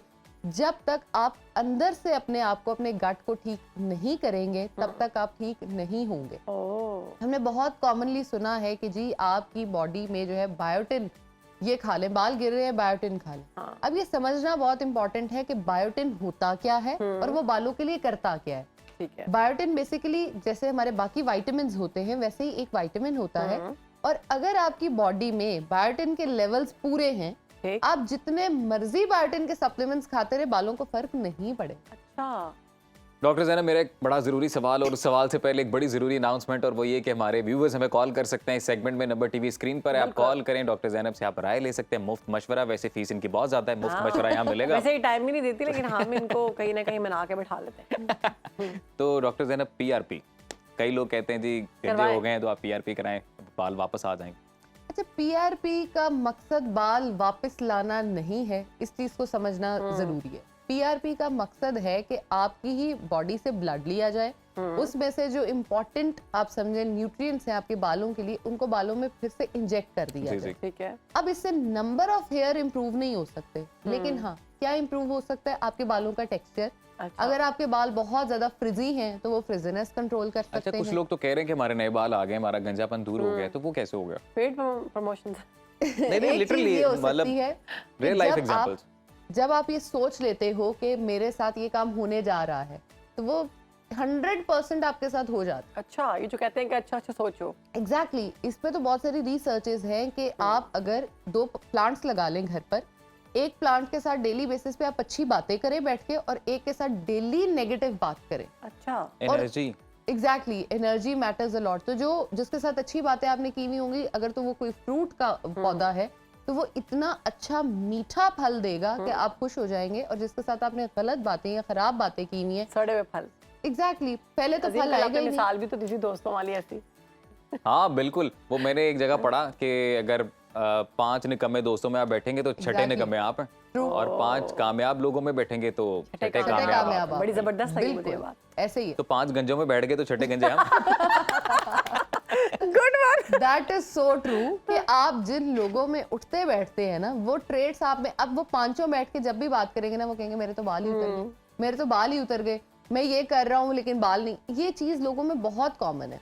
अब हम ये देखते हैं कि डेली बेसिस पे हम लोगों को ये बताते हैं कि आप अंडा खाएं। अंडे में बहुत ज्यादा जो है आपकी बायोटिन और न्यूट्रिएंट्स आते हैं। आपके डेली बेसिस पे खाने से बालों की ग्रोथ वैसे ही अच्छी हो जाती है। अच्छा, लेकिन हम उसमें गलती क्या करते हैं, हम उसको 45 फ्राई कर रुपीस का करके अंडा हो खाते गया। हैं। आप अब डरा रही है हमें यहाँ बैठ के। सारी रेमेडीज महंगी होती जा रही है। 45 रुपीस का अंडा हो गया। अब रोज अंडा खाना भी मुश्किल है आवाम के लिए। आप आधा सस्ती अंडा रेमेडी खा बताइए लें। जाए प्लीज। सस्ती कोई रेमेडी बताइए। सस्ती रेमेडी बताऊं? सस्ती तो नहीं, लेकिन इफेक्टिव रेमेडी जरूर बता सकती हूँ। वो ये हो सकती है कि आप सारे के सारे नट्स और सारे के सारे सीड्स, खजूरे, इंजीर, इन सबको मिलाकर सॉर्ट ऑफ एक पंजीरी टाइप बना लें, या उसके छोटे जो है बॉल्स आप बनाकर रख सकते हैं। Nuts and seeds. नट्स और सीड्स, बिल्कुल। है। बेसिक और मकसद जो इंजीर है भी। इंजीर और खजूर। ठीक है। बेसिक आपका मकसद ये है कि आपने अपनी बॉडी के न्यूट्रिएंट्स और विटामिन्स जो हैं उनको पूरा करना है। ठीक है। अब आप वो उनको गोलियां खा के कर लें, अच्छा खाना खा के कर लें, वो या आपकी फिर अपनी मर्जी है। नट्स खा कर लें। अब बहुत ज्यादा लोगों को ये नहीं पता होता कि उनके बाल जो झड़ रहे हैं वो आपकी आयरन की डेफिशिएंसी की वजह से हो रहे हैं। ओह, अब आयरन डेफिशिएंट सबसे ज्यादा औरतों में कब होता है? उनकी प्रेगनेंसी में। उनके बाल सबसे ज्यादा गिरने शुरू हो जाते हैं, और उसके बाद भी लाइक जब वो रिकवर कर जाती हैं बेबी के साथ, वो अपना खाना पीना पूरा ठीक नहीं करती, जिसकी वजह से उनके बाल जो है उनकी ग्रोथ जिसके नहीं में होती। नॉर्मल लाइफ में लोगों के मिथ ये हैं, और मैंने बड़े सुने और मुझे बहुत हंसी आती है। मैं उनको समझाने की कोशिश भी करती हूँ। अब बड़ी खवातीन बैठी होंगी, मैं उनको भी ये बात कहना चाहूंगी कि उन्होंने क्या एक मिथ बनाया हुआ है कि जब बच्चा बोलना शुरू करता है ना, तो माँ के बाल झड़ते हैं। बेसिकली वो बोलने से नहीं झड़ते। Exactly. वो माँ के अंदर इतनी डेफिशिएंसी होती है, बिल्कुल। तो वो डेफिशिएंसी एक अरसे से चल रही होती है, क्योंकि वो मदर फीड भी दे रही है, लेकिन वो खुद कोई अच्छी ग़िज़ा नहीं खा रही। बिल्कुल। तो तब तक 1 साल के बाद बच्चा बोलना शुरू कर देता है, माँ जो है वो गंजी होने वाली हो जाती है। सो ट्रू, ऐसे ही है। और ये कहते हैं इट्स ओके, जब बच्चा बोलता है तो माँ के बाल गिरते हैं। ये बना हुआ है नॉर्मल। हाँ, हम नॉर्मलाइज कर देते हैं गलत चीजों को भी, ताकि बजाय इसके कि हम समझाएं और बताएं कि आप अगर अपने न्यूट्रिएंट्स पूरे कर लो तो आपकी बॉडी जो है वो खुद ब खुद आपके हेयर ग्रोथ को प्रमोट करती है। यस। हम लड़ने वाली बात करते हैं लेकिन अपनी हम बॉडी ये के सारी साथ। चीजें खा के वेट भी गेन कर लेते हैं। अब हमें अपना वेट भी जो है मुतवाजन रखना है, और हमें अपने बाल भी अच्छे चाहिए, तो ये कितने कितने मिकदार में खाना चाहिए जो आपने सारा हैंडफुल ऑफ नट्स की हम बात करते हैं। वो मैंने आपकी बात माननी शुरू की है, लिटरली वो बहुत थोड़ा होता हमारे है। साथ कॉलर है जी शहनाज, उनसे बात करते जी हैं। शहनाज। अस्सलाम वालेकुम शहनाज, कैसी हैं आप? हेलो जी वालेकुम सलाम, अस्सलाम वालेकुम। जी वालेकुम अस्सलाम। शहनाज बताएं कैसी हैं, क्या सवाल है आपका? जी ठीक है, आप सुनाएं। वो बालों के लिए डॉक्टर साहिबा बैठी है ना, जी जी जी जी पूछे सवाल। तो बालों के लिए पूछना है। बाल बहुत ज्यादा गिर रहे हैं मेरे। बाल बहुत गिर रहे हैं, उसके लिए इतनी परेशान है आप? हाँ जी। ज़ैनब आप पूछना चाहती हैं शहनाज से कुछ? आपकी एज क्या है? आपकी उम्र क्या है? एज मेरी 35। बाल कब 35 से गिर रहे हैं? बाल कब से गिर रहे हैं? बाल तकरीबन 1 माह से गिर रहे हैं, बहुत ज्यादा। आप मैरिड है? हाँ जी। ठीक है। चलें शहनाज आपको सोल्यूशन बताते हैं, अभी आप देखते रहें प्रोग्राम। सबसे पहली चीज तो ये जो एक इंस्टेंट हेयर लॉस हम देखते हैं कि जी 1 माह से हो रहा है, 2 माह से हो रहा है, ये आपके स्ट्रेस हार्मोन्स जब एक्सेस में रिलीज होते हैं तो तब ऐसा भी होता आपके बाल ज्यादा गिरना शुरू हो जाते हैं। स्ट्रेस आपकी बॉडी को, जैसे हम ये कहते हैं कि ब्लड प्रेशर एक कातिल है, स्लो कातिल है, आपको Stress पता भी। ही नहीं चलने देता कि स्ट्रेस जो है वो आपको किस तरह से, सबसे पहले उसके सिम्टम्स यही आते हैं, आपकी आंखों के नीचे हल्के पड़ने शुरू होते हैं, बाल गिरने शुरू होते हैं, आहिस्ता आहिस्ता आपकी रंगत जो है वो खराब होना शुरू हो जाती एग्जैक्टली पेल होना शुरू हो जाती है, और आहिस्ता आहिस्ता आपकी बॉडी के जितने ऑर्गन्स हैं वो उनको शट डाउन करना शुरू कर देती है। अब आप अगर नींद भी पूरी नहीं कर रहे तो भी आपके बाल गिर रहे होते हैं। अच्छा। अब जैसे हम पहले वो माँ वाली बात कर रहे थे ना, उसमें एक बात ये भी थी कि स्ट्रेस इतना ज्यादा वो लेना शुरू कर देती है, मेरा बच्चा खा नहीं रहा, मेरा बच्चा जो है वो सो नहीं रहा, और मेरा नींद बच्चा पूरी नहीं होती ना, नींद माओ की पूरी बहुत नहीं ज्यादा। होती, और उससे ज्यादा आपने अपनी जो स्लीप पैटर्न्स हैं, अगर आप रात को ज्यादा देर तक जागते हो तो आपका वजन भी कभी कम नहीं हो सकता, और आपकी स्किन और बाल तो अच्छे कभी लग ही नहीं सकते। अगर आपने अपने बालों को अच्छा करना है तो अपनी एक रूटीन बनाए, रात को 8-9 बजे सोना शुरू करें, जिसको आप 8-9 बजे। अगर आप 8-9 बजे लेटेंगे 10 क्या? तो ही आप 10-11 बजे तक सोएंगे, क्योंकि ये हम लोगों ने बहुत आदत बना ली है 10-11 बजे लेटेंगे, 12-1 बजे सोएंगे। तो इट्स बेटर कि आप 8-9 बजे सोएं। और सबसे इम्पोर्टेंट चीज जो मुझे लगता है वो ये है कि अपने मोबाइल फोन्स, कोई भी जो आपकी ब्लू लाइट की जिससे आपको आ सकती है, स्क्रीन्स जो हैं, उनको अपने से इतना दूर रख के सोएं कि अगर आपको नींद ना आ रही हो तो आप उसको पकड़ के यूज ना करना शुरू करें। हाँ, इससे पहले बिल्कुल ऐसे ही होता मैं एक रिसर्च पढ़ी थी, उसमें ये था, मुझे बताइएगा कि ये सही है या नहीं। हाँ। उसमें ये था कि अगर आप 8 बजे नहीं सोते तो आपकी बॉडी में एक हार्मोन होता है जो सोने के बाद रिलीज होता है, जो Exactly. आपकी स्ट्रेस को खत्म करता है। ऐसे ही है। जब आप 8 बजे या टाइम से नहीं सोते तो वो हार्मोन नहीं रिलीज होता। बेसिकली आपके जो हार्मोन्स होते हैं, जो स्लीप के हार्मोन्स होते हैं, वो रात को 8-9 बजे रिलीज होना शुरू हो जाते हैं। स्लीप हार्मोन और आपका स्ट्रेस रिलीजिंग हार्मोन इकट्ठे रिलीज होते हैं। अगर आप वक्त पे सोते हैं। एग्जैक्टली अब आपका हार्मोन अगर रिलीज हो भी रहा है, ठीक है, लेकिन आप सोए नहीं हो तो वो कन्वर्जन नहीं होती। हार्मोन रिलीज होता है लेकिन वो डेली बेसिस पे बॉडी में आता है, यूज नहीं होता, यूटिलाइज। जैसे आपने पानी पिया या आपने कोई न्यूट्रिएंट्स खाए और वो बॉडी से सच ही बाहर निकल गए, हार्मोन रिलीज होता है, आप सोते नहीं हो, वो निकल जाता है। ओह। सुबह 4 बजे वो हार्मोन्स रिलीज होने बंद हो जाते हैं, 3:30-4 अच्छा। बजे के दरमियान, और हम तब सो रहे होते हैं। अब सो रहे होते हैं, बिल्कुल ऐसी बात है। नो। अच्छा आपके ज़ैनब, ये जितने- कुछ लोगों के जेनेटिक्स में बाल्डनेस है, तो इसके बावजूद वो अगर जो तौर तरीके आप बता रही हैं अगर इनको अपनाते हैं तो बचाया जा सकता है गंजपन? बिल्कुल, prevention is better than cure. अगर आप ये देख लें कि आपके जो फैमिली हिस्ट्री में क्या रीजंस थे जिसकी वजह से हेयर फॉल हो रही थी, तो आप उसको प्रिवेंट कर सकते हैं। और जैसे ही बॉल्डनेस स्टार्ट हो, आप ये ना कहें कि भाई मेरी तो फैमिली हिस्ट्री है इसलिए हो रहे हैं तो it's all right, it's okay. लेकिन अगर आप उसको ट्रीट करना शुरू कर दें, फॉर एग्जाम्पल वक्त पर ट्रीट करना शुरू करें, जैसे आप एलोवेरा जो है उसको लगाना शुरू कर दें, लेकिन नेचुरल एलोवेरा अगर आप बालों में लगाते हैं डेली बेसिस पे, एक तो ग्रोथ अच्छी होती है, दूसरा रीग्रोथ होती है, और नंबर 3 अगर आपके बाल सफेद हो रहे हैं और आप उनको कलर नहीं करना चाहते, तो हमारे साथ कॉलर मौजूद हैं सावल शहजाद साहिवाल से। जी सावल, कैसे हैं आप? अस्सलाम वालेकुम। वालेकुम सलाम। क्या सवाल है?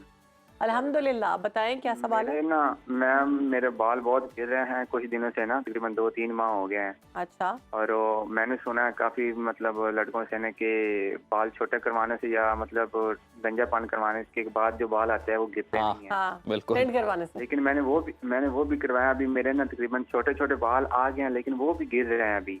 अच्छा, ठीक है। आपकी एज क्या है सावल? सर मेरी एज 21 साल है। 21 साल? जी सर। सही सही, ठीक है, आपको भी बताते हैं जवाब, आप देखें टीवी। अच्छा, बेसिक रीजन ये होता है बाल छोटे करवाने की जो एक हम करते हैं वो ये होती है कि जब आपके बाल लंबे हो जाते हैं तो आपके न्यूट्रिएंट्स की डिस्ट्रीब्यूशन जो होती है वो कम हो जाती है। अच्छा। अब आप देखें कि आपके बाल अगर इतने होंगे तो आपके बालों ने सिर्फ इतनी जो है वो इसलिए बहुत स्मार्ट और स्किनी लड़कियों को ये कहा जाता है कि लंबे बाल ना रखो। एग्जैक्टली, कि आपकी जितने भी न्यूट्रिएंट्स होते हैं वो सारे बाल के सारे ले आपके बालों बाल में। जाते हैं, आपकी बॉडी में वो एब्जॉर्प्शन नहीं हो रही। आपके ब्रेन को ये नहीं पता कि आपकी किस चीज को सबसे ज्यादा जो है वो न्यूट्रिएंट्स की जरूरत है। ओके। लेकिन अगर आपने बाल कटवाए भी हैं, आपके न्यूट्रिएंट्स पूरे फिर भी नहीं हो रहे, तो इसका मतलब है कि आपकी डाइट में कोई मसला है। बजाय इसके कि आप बालों को बार बार कटवाते रहें, आप अपनी शुगर्स को कट डाउन करके देखें, आप अपनी सॉफ्ट ड्रिंक्स को बंद करें, अपने सही। फास्ट फूड को बंद करें। तो सावल, आप फास्ट फूड कम खाएं, शुगर जो है उसको कोशिश करें कि ना इस्तेमाल करें, और उसके बाद क्या था? एग्जैक्टली, वैसे ज़ैनब ये बात बिल्कुल ठीक है, और ये तो आम प्रैक्टिस है कि बाल ज्यादा हेल्दी करने के लिए वो टेंड करा देते हैं टेंड करा बच्चों लो। की भी, और बड़े भी अक्सर करवा बच्चों को लेते भी हैं। कहते हैं कि अटेंड करवाएं, इनकी पैदाइशी तौर पे 5-6 साल। वो तो बेसिकली जो आपके रेजर्स होते हैं वो भी बड़ी हेल्प करते हैं बालों को रीग्रोथ। अच्छा, लेकिन साइंटिफिकली तो इसके बारे में है कि ऐसा कुछ नहीं होता। अच्छा, साइंस ये कहती है कि आप अगर बालों पे रेजर्स यूज करते हैं तो बालों का मोटा या पतला होना ऐसा डिपेंड नहीं करता, लेकिन ऐसा होता है। ऐसा होता है। हम सब बीइंग अ गर्ल और बीइंग अ बॉय, हम सब जब देखते हैं कि हम अपने फेस practices पे नहीं होती है, यूज करते इसीलिए कि हमारे फेस Exactly. मोटे बाल आ जाए। फेशियल हेयर्स जो है उन पे की जो ग्रोथ है वो ज्यादा बढ़ना शुरू हो जाती है। लेकिन उसमें भी वो लोग ये कहते हैं कि अगर आप रेजर्स यूज कर रहे हो तो ऊपर पे लेजर करवाओ। लेजर आपके जो हेयर्स है उनको बर्न डाउन कर देती है। अब मैंने बहुत सारे लोगों में ये देखा है, लड़कियों में स्पेशली प्रैक्टिस देखी है, पोर्स आपके जो है बंद कर देता हूँ। पोर्स बंद कर देता है। जैसे ही आपके फेस के पोर्स हैं वैसे ही आपके सर के पोर्स भी हैं। सही। अच्छा अच्छा। अगर आप अपने सर के पोर्स को क्लीन नहीं रखते तो भी हेयर फॉल होता है। हमारे सेट पे कुछ बलून्स हैं, हम अपने व्यूअर्स को बता दें। कुछ वो हमारे फट रहे हैं, वो कह रहे हैं हमने कि गुब्बारे रखे हुए अपने सेट के ऊपर, वो 300 एपिसोड्स पूरी हो चुकी हैं, जल्दी से केक काटें। लेकिन आपका लाइव ऐसे आया है। हो जो है ना एक शुक्र है मैं कटनी थी, मैं आपसे ज्यादा डरी हूँ। एग्जैक्टली। मैंने कहा वो पहले खबर दिखाई थी ना एक, मैंने कहा हमारे पे भी हमला हो गया लगता है लाइव। अल्लाह माफ करे। अल्लाह खैर करे। अच्छा जी, आप बता रहे थे बालों पे आते हैं। हाँ, अगर आपने अपने बालों के जो पोर्स हैं उनको बंद कर ज़ैनब दिया। हमारे साथ फिजा नूर कॉलर हैं जी अटक से। अस्सलाम वालेकुम फिजा, कैसी हैं आप? ठीक ठाक, आप सुनाएं, आप कैसे हैं? जी वी आर गुड। फिजा बताइए क्या सवाल है आपका? मेरा सवाल ये है कि मेरे बाल बहुत ज्यादा गिरे हैं। मेरी उम्र 17 साल है। मेरी नीयत भी मैं सही पूरी करती हूँ, फिर भी मेरे बाल गिरे हैं। हम अपने 17 एक्सपर्ट से साल कहते हैं हो अगर वो आपसे मजीद को सवाल पूछना चाहें। ज़ैनब आप पूछना चाहती हैं? 17 साल से हैं? नहीं, हम इसको जो है ना वो कंटिन्यू करें। चले ठीक आप है देखिए। फिजा, आपको रेमेडी बताते हैं जी। बहुत शुक्रिया कॉल करने का। बेसिकली जब आपकी इतनी छोटी उम्र में बाल गिरना शुरू होते हैं, उसमें हार्मोन्स का बैलेंस ना रहना बहुत एक इम्पॉर्टेंट रोल प्ले करता है। हार्मोनल इश्यूज से भी बाल गिरते बिल्कुल। आपके हम अक्सर सुनते हैं कि पीसीओएस में आपके फेशियल हेयर ग्रोथ होती है और सर के बाल गिरते हैं। सर के बाल गिरते हैं। क्यों? क्योंकि आपका जो मेल हार्मोन होते हैं वो ज्यादा होने शुरू हो जाते हैं बॉडी में, और आवाज भारी हो जाती है। एग्जैक्टली। आपके जो हार्मोन्स होते हैं वो मेल वाले जब डोमिनेंट होते हैं तो आपकी वो बैलेंस वाली जो बात है वो बालों पे इम्प्लीमेंट होना शुरू हो जाती है। लेकिन आप पीसीओएस में भी किस तरह से अपने बालों को बचा सकते हैं वो ये है कि डेली बेसिस पे हल्दी का इस्तेमाल अगर आप शुरू कर देते हैं पानी में।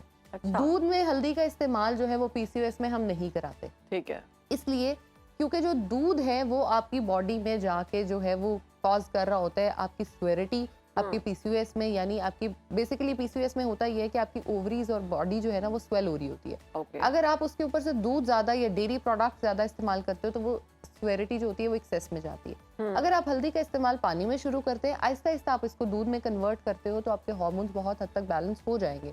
जैसे मैंने पहले बात की नट्स और सीड्स, सही। दोनों ही आपकी seed cycling is very important आपके हार्मोन्स को बैलेंस आउट करने के लिए। ज़ैनब ये इस वजह से भी होता है कि आजकल हम देखते हैं जो ज्यादातर यंग जनरेशन है, टीन एजेस में बेसिकली फास्ट फूड बहुत है, ज्यादा हो चुका रातें जागना, पिज्जा, बर्गर्स और ये सब कुछ इतना है कि उसकी वजह यंगस्टर्स से की जिंदगी में ना दुख बहुत सारे हैं।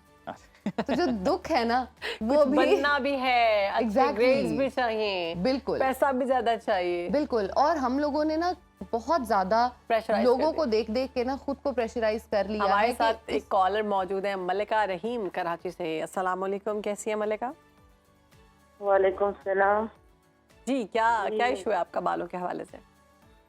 जी, मुझे अपनी बेटी की बालों की बात करनी है। मेरी बेटी की उम्र 12 साल है। जी जी 7 साल की उम्र से इसकी बाल सफेद हो रहे हैं।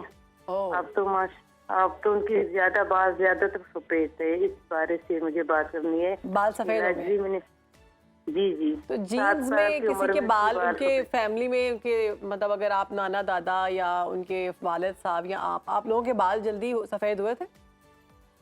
जी मेरी फैमिली में तो है, ठीक ठीक। फैमिली में है। ठीक है ठीक मलिका है, साहिबा, बहुत शुक्रिया आपको कॉल करने के लिए। अभी रेमेडी पूछते हैं, हम देखते रहिए प्रोग्राम जी। बेसिकली आपकी बॉडी में जो विटामिन ए और सी की डेफिशिएंसी होती है वो भी हेयर वाइटनिंग की तरफ आपके लेके जाती है, ग्रेइंग ऑफ हेयर जिसको हम कहते हैं ठीक, अर्ली ठीक। एजेस में। अब उम्र के साथ साथ बालों का ग्रे होना वो हम नेचुरली Natural है, अडाप्ट बिल्कुल। कर जाते हैं। लेकिन हमारे जो इतनी छोटे Young बच्चों age। में या यंग एज में टीन एज में आके बाल सफेद हो रहे होते हैं, उसमें यही है कि आप अपने बच्चे की डाइट को इम्प्रूव करें। अब डाइट को इम्प्रूव क्या कर सकते हैं? उसका मीट पोर्शन जो है वो बढ़ा दें। सर्दियों में फिश का इस्तेमाल ज्यादा कराएं ताकि ओमेगा 3 के जो उसके लेवल्स हैं वो पूरे हो सके। जब आपके ओमेगा 3 के लेवल्स बॉडी में कम होते हैं, बहुत सारे और मसाइल के साथ आपके एक बाल गिरना, बालों का सफेद होना बहुत कॉमन प्रैक्टिस है। अगर आपने अपने बालों को सफेदी से बचाना है, अपने बालों को स्ट्रेंथन रखना है, अंडा, गोश्त, फिश, चाहे वो मीट किसी भी फॉर्म में हो, चिकन, वो मटन, दें। बीफ, वो उसको जरूर दे और डेली बेसिस ज़ैनब जाते जाते एक और सवाल कि कुछ लोग ये भी कहते हैं कि बाल डाई करने से बाल मजीद सफेद होते हैं, ऐसा होता है? बाल डाई करने से बेसिकली आपके बाल डैमेज ज्यादा होने शुरू हो जाते फिर वो हैं, सफेद भी होते हैं केमिकल सफेद हो जाते हैं। अब जो आपके बॉक्स डाइज होते हैं वो आपके लिए समझे जहर है, अच्छा, वो आपके बाल ज्यादा डैमेज कर रहे होते हैं क्योंकि आपकी वो जो है ना एक्सेस में होते हैं। जितना दिल करता है हम लगाते हैं, लगा जितनी लेते देर दिल करता है हम उसको लगा लगा रहने के देते रखते हैं। अब उसकी एक फॉर एग्जांपल बॉक्स पे लिखा हुआ है कि जी आपने 15 से 20 मिनट में इसको वॉश आउट कर देना है।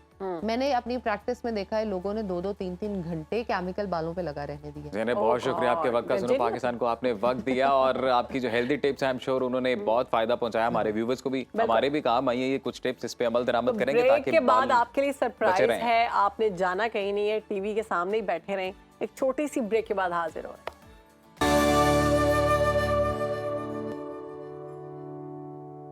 Welcome back after the break surprise. अस्सलाम वालेकुम, मैं हूं हिना न्याजी ते आज सारे प्रोग्राम दी सुनो पाकिस्तान दी 300 किस्ता कंप्लीट थी गई हैं, तो मैंने बहुत अच्छा लगता पिया जिस प्रोग्राम ਨੂੰ ਆਪਣੇ ਹੱਥਾਂ ਨਾਲ ਅਸਾਂ ਸ਼ੁਰੂ ਕੀਤਾ ਹੀ। ਅੱਜ ਮੈਂ ਉਸ ਪ੍ਰੋਗਰਾਮ ਦੇ ਵਿੱਚ ਮਹਿਮਾਨ ਹਾਂ ਤੇ ਮੈਂ ਆਪਣੇ ਦੋਸਤਾਂ ਨੂੰ ਮੇਰੇ ਨਾਲ ਸੰਗੀ ਨੂੰ ਉਹਨਾਂ ਨੂੰ ਇਹ ਦੱਸਣਾ ਚਾਹਨੀ ਆ ਕਿ ਮੈਂ ਸਿਰਫ ਤੁਹਾਨੂੰ ਮਿਲਣ ਆਈ ਹਾਂ, ਮੁਬਾਰਕ ਦੇਣ ਆਈ ਹਾਂ क्योंकि मेरा प्रोग्राम तुसा स्टार्ट करेंगे उस नाल बहुत ज़्यादा तुहाडी एफिलिएशंस होंदियां न, तुहाडे इमोशंस होने ते मैनू देर ले आज इनवाइट किया गया प्रोड्यूसर साहब दी देर कल मैनू कॉल आई है। हुण तां मेरी रूटीन ही होर थी गई है, हुण तां मैं 2 बजे की थाई बन के उठीनी आ, लेकिन देर ले मैनू ला के कि आज वाली एपिसोड है ते 300 एपिसोड कंप्लीट थी गई। सुनो Pakistan, thank you for having मी। बहुत बहुत आप दोनों को मुबारक हो, बहुत मुबारक। इतना अच्छा आप लोग प्रोग्राम कर रहे हैं और यकीन माने कि आप लोगों को देख के खुशी हमें बहुत अच्छा लगा कि आज आप पार्ट बनी है हमारे प्रोग्राम का और कुछ यादें आ गई माजी की। 300 एपिसोड्स हो चुके हैं अल्हम्दुलिल्लाह और 400 पे भी आपको बुलाएंगे, 500 पे सोचेंगे। जब आप सराय की बोल रही थी मुझे वो याद आ गया। थैंक यू आप लोग भी बैठे और ये बताएं कि कैसा जा रहा है। बहुत अच्छा जा रहा है, आप बताएं आपका कैसा जा रहा है? अच्छा, बड़ा डिफरेंट एक्सपीरियंस है उस कुर्सी पे से उठ के इस कुर्सी पे आना है। वैसे प्रोड्यूसर साहब सरासर ज्यादती है ये, मैं यहाँ पे थोड़ा एहतजाज करूंगा इस कि आपने 2 सहेलियों को बुला लिया और इन्होंने मुझे बोलने नहीं देना, ना मुझे इन्होंने बात करने देनी है, वो आपस में लगी। तो जब से आई मेरे से पूछे जी अजीम बहुत अच्छा लगा। अजीम देखिए, अजीम आप क्यों परेशान है? वो आपके साथ पहले काम कर चुकी हैं इसी शो में, मैं आपकी करंट होस्ट हूं। हम दोनों आपको साथ लेकर चल रहे हैं। सबसे बेहतरीन ये है कि 300वां एपिसोड है सुनो पाकिस्तान का, 300 तो एपिसोड। इसको भरपूर तरीके से हम सेलिब्रेट इस तरह करें। हिना आप भी मुझसे सवाल करें, शहरबानो आप भी मुझसे सवाल करें। मैं ना याद सोच रही थी कि पता नहीं मुझसे क्या पूछेंगे। अच्छा हिना, कितने अच्छे तरीके से अजीम को समझ आ गया कि हम जब हम दोनों होते हैं किसी फिर से नहीं सकता। नहीं, मैं तो ये सोच रही थी कि फॉर्मल बातें आज कैसे करूंगी लाइव शो में। नहीं फॉर्मल तो हमने करवाने नहीं है। सारी मैं पूछ हमारी लेता हूं फैमिली बैठी हुई आपसे है। फॉर्मल सवालात। देखिए जी। ये हमारी जो ऑडियंस है वो हमारी फैमिली है, बेशक। वो आपको बहुत अच्छे से जानते हैं और अब हमें भी बहुत अच्छे तरीके से जानते हैं कि भाई इनमें तो फॉर्मेलिटी वाली कोई चीज है ही नहीं। ये बताएं गायब कहाँ हैं आप? बहुत सारे लोग मुझसे आज के लिए सवाल कर रहे हैं कि मैं कहाँ गायब हूँ और मैंने मॉर्निंग शो छोड़ा तो मैं कहाँ चली गई। तो भाई मैं इधर ही हूँ and I am working on a new project for सुनो टीवी। इंशाल्लाह एक हमारा बहुत अच्छा प्रोजेक्ट आने वाला है, जल्द आप उसको अपनी टीवी स्क्रीन पर देखेंगे। टाइमिंग्स थोड़ी सी उसकी डिफरेंट है, रात में आप हमें देख सका करेंगे, ज्यादा रिवील नहीं कर सकती। और ये बताना चाहूंगी कि रमीज राजा साहब के साथ वो प्रोजेक्ट लेकिन हमने देखी है कुछ आपकी जो सोशल मीडिया पे वो चल रहे हैं ना आजकल, आप लोग जहाँ पे घूम फिर रहे हैं, खाने शाने खा रहे हैं, पहले पेट पूजा फिर काम दूजा। आई एम वेरी फूडी और हमने उस कॉन्सेप्ट को लेके एक सोशल मीडिया के लिए साथ डिजिटल का काम भी चल रहा है। लेकिन हिना मैंने वो वीडियो देखी, मैंने शहरबानो से उसी टाइम बोला, मैंने कहा ये हिना इतने मजे वाले खाने खा रही है, ये इट्स वेरी अनफेयर। हमने अजीम एपिसोड पे याद रखा। एपिसोड कंप्लीट करने में हम दोनों को लेके जाएंगे। बल्कि आप लोग मुझे लेके जाएं, चलो चेक करो, मतलब मुझे गेस्ट शहरबानो से आप तो अपने घर में आई हैं, आप गेस्ट नहीं हैं। Thank you. आपने तो आगाज वाह वाह सेलिब्रेशन। हम वो मेजबान है जो मेहमान जब आता है ना तो उसे बोलते हैं आओगे तो क्या लेके आओगे, जाओगे तो क्या लेके जाओगे। अच्छा हिना, हम चाहेंगे कि आप सराय की में हमें गाना सुनाएं क्योंकि आपकी आवाज बहुत अच्छी है। मैं ओह गॉड नो शहरबानो, मैं ये बहुत नो, मैं यहाँ पे क्लैरिफाई करना चाहती हूँ। आपकी आवाज बहुत अच्छी, मैंने सुना हुआ है आपकी आवाज बहुत अच्छी है। आपने मुझे एक दिन सुनाया था वाला, हो जाए को इतना प्यार करे सतुआ से बस सोए बस सोए बस सोए। ठीक तरह से सुनाए ना जरा। अच्छा हम दोबारा इरशाद। हम वो चिट्टा चोला सुना सकती हूँ, लेकिन सुनाओ। इतनी बुरी मेरी आवाज है ना कि बहुत अच्छी आवाज है, कान टॉर्चर हो जाएंगे। लेकिन सुबह सुबह मेरा किसी के कान टॉर्चर करने का इरादा नहीं है, बट अगर आप इतनी फरमाइश कर रही हैं हम सुनना चाहते हैं। आप लोग भी साथ गुनगुनाएंगे ना? चलें चलें आप स्टार्ट करें, हम आपको आज हमारा चूंकि 300वां एपिसोड है व्यूवर्स, तो इसकी खुशी में हम ये गाना गाने वाले हैं और परेशान नहीं होना। साबिका होस्ट और करंट होस्ट साथ मौजूद हैं, तो मिल के गाएंगे। प्लीज म्यूट भी नहीं Which one? करना आपने, प्लीज। चिट्टा चोला चिट्टा चोला सीवे दर्जी, नहीं बुलेंदा ढोले दी मर्जी। चिट्टा चोला सीवे दर्जी, नहीं बुलेंदा ढोले दी मर्जी। चिट्टा चोला लाइक नारी। कच्ची निकली ढोले दी यारी। शेरबानो वाह, वाह। वाह वाह, नहीं साड़ी यारी बहु पक्की है। बहु पक्की है। वैसे अच्छा, हिना- यार इसमें वो भी था ना चिट्टा चोला मारू नहीं चिट्टा चोला सोना मेरा रहंदा लाहौर है। मैं आपको बात ये बताऊं? ऐसा भी था कुछ आप दोनों अगले लिरिक्स सोचें, हम अपने व्यूवर्स को बताएं कि ये हमने और हमारी टीम ने मिलकर भरपूर कोशिश की है कि आज के इस एपिसोड को थोड़ा हम खास बनाएं, और इसीलिए आज हिना को हमने स्पेशल मधु किया है यहाँ पे। और हमने और हमारी टीम ने भरपूर जी, जी। ये कोशिश की है। 300 एपिसोड्स में एक एक दिन बड़ी मेहनत की गई है पूरी टीम की जानिब से। अब चूंकि मजाक वगैरह तो हो गया, लेकिन थोड़ा क्रेडिट दे दें अपनी टीम को। कैमरामैन टीम कर लें, प्रोडक्शन टीम कर लें, भाई सारा क्रेडिट जाता है टीम को यार, थोड़ा क्या देंगे, सारा मिलजुल के सबने काम किया, पूरा टीम वर्क हुआ, और हम लोग तो दोनों स्क्रीन सुनो, पर आते हैं, न्यूज़ इसको ने- प्रेजेंट करते हैं। ऑब्वियसली इसके पीछे जितना काम होता है, पूरी टीम जिस तरह से दिन रात काम करती है, वो उस तरह से सामने नहीं आते हैं। हम तो आपके सामने ऑन एयर सिर्फ 2 घंटे आते हैं, लेकिन इसके पीछे 24 घंटे की मेहनत होती है। जी। पूरी मैनेजमेंट, ऑर्गेनाइजेशन, सबको हम शुक्रिया अदा करना चाहते हैं कि इतना अच्छा प्रोग्राम जिसका स्टार्ट किया गया, उसके बाद हमें ये अपॉर्चुनिटी दी गई, और हम कोशिश करेंगे कि इसको अच्छे तरीके से निभाएं। और हमारी पहली होस्ट हमारे साथ है, बताएं कि आप जब स्टार्ट के डेज थे कितनी मेहनत करनी पड़ी आपको? मैं initially I'll be very honest, I was a bit reluctant because I'm not a morning person. तो मेरे लिए सुबह उठना here. एक बहुत बड़ा टास्क था कि मैं सुबह कैसे उठूंगी और लाइव शो करना, बिकॉज आपके पास गलती की गुंजाइश नहीं होती हिना, है। हमने तो आपको सुबह सुबह दफ्तर पहुंचते देखा है, हम भागते हो, दौड़ते सीढ़ियों हो। पे भागते जी देखा जी जी जी ऐसे ही होता था, बस कुछ दौड़े लग रही होती थी। लेकिन जब काम करना शुरू किया, मैनेजमेंट का ट्रस्ट था कि मैं कर पाऊंगी, और जब मुझे ये शो मिला एक्साइटेड भी थी, और it was like a roller coaster ride for me. और इतने लोगों से रोज इंटरेक्ट करना, नए लोगों से रोज मिलना, बहुत कुछ सीखा, और उर्दू बेहतर हुई बहुत ज्यादा। अजीम ने मेरी उर्दू मुझे फर्क मुझे बताया। कोई क्रेडिट नहीं देना आपने। नहीं आप सुने तो सही ना। और शेरबानो ने मुझे हर रोज वॉइस नोट्स भेज के इनकरेज करना, मैसेजेस करना, वो जो पॉजिटिविटी आपको चाहिए होती है आपके फ्रेंड्स एंड फैमिली की तरफ से, वो बहुत जरूरी होती है जब आप काम कर रहे होते हैं। तो वो मेरी दोस्त, मेरी बहुत प्यारी सहेली शेरबानो मुझे डेली बेसिस पे मैसेजेस करती थी कि आज ये बहुत अच्छा था। कभी कभी क्रिटिसाइज भी करती थी कि ये ठीक नहीं था, इसको वैसे बेहतर हिना, कर सकती हम हो। चाहते हैं कि चलते चलते बात करें, हमारा वो देखे वहाँ पे इतना मुझे खूबसूरत ना एक हमने एतराज है, मैं प्यार चीज किया। सोच रही हूँ, ये लड़की कौन है, शेरबानो या मैं? या दोनों? या दोनों है। ये हम लोग टॉस करते हैं, ये हम लोग वहाँ टॉस करते हैं। यार आप उसे इग्नोर करके आप सिर्फ बॉय को देखें ना, कैसे Boy? कैसे क्या शानदार लग रहा है। और मैं यहाँ पर आप सबको मुबारकबाद देना चाहूंगी, आपकी पूरी टीम को कॉन्ग्रेचुलेट Thank you करना so चाहूंगी। much. मेरा बहुत वंडरफुल एक्सपीरियंस था इन सब लोगों के साथ काम करने का, प्रोड्यूसर साहब से लेके हमारी management, drivers, guards, everyone, each one of you. So बहुत अच्छा था मेरा भी experience, and thank you for having me. Cake है, वाह, Candle- सुनो ये हमारा पाकिस्तान 300 आज एपिसोड 300 episode, please, तीनों please, पकड़ेंगे। अब क्या बोल रहे हैं, हैप्पी 300 एपिसोड्स।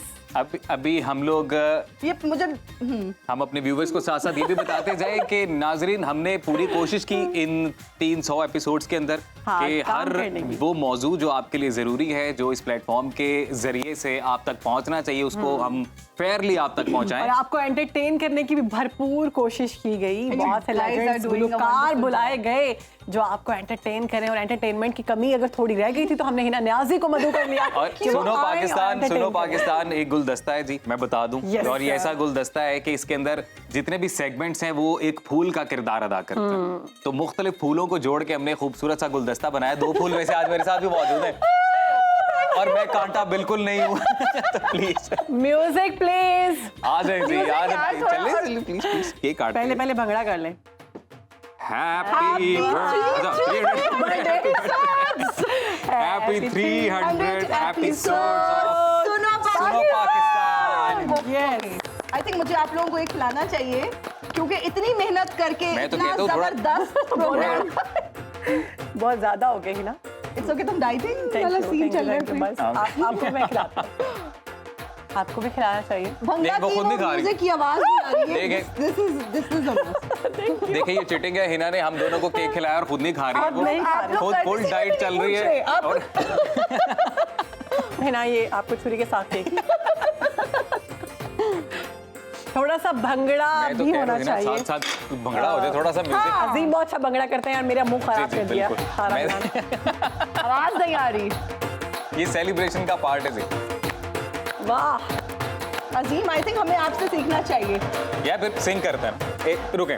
ओके 1 2 1 2 ये हमारे कोरियोग्राफर बहुत अच्छे हैं। राइट 1 नहीं और राइट 1 लेफ्ट राइट लेफ्ट। अब आगे क्या करना है? अब ऐसे से ओह अब ये वेरी गुड। हिना तो बड़े स्टेप्स मार रही है। खुशी हो रही है। चलो मैं सीटियां बजाती हूँ।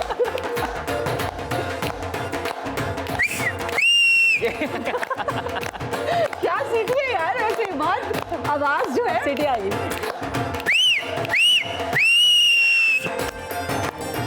Thank you so much viewers, आप हमारे साथ यूं ही जुड़े रहे और आई एम और श्योर कि हमारे आप लोग भी 300 भरपूर तरीके से हमारे साथ एंजॉय कर रहे होंगे। बल्कि मुझे तो ये लग रहा है कि बिल्कुल। फैक्ट्स जो है हमारी टीम पीछे पीसीआर में वो भी भरपूर भंगड़े डाल रही है। वाह वाह वाह क्या बात अच्छा है। हिना, आपने सोचा था कि आप 300 एपिसोड तक हमारे साथ होंगी, आप आएंगी और इतना एंजॉय बिल्कुल ऐसा करेंगी? सोचा था आपने?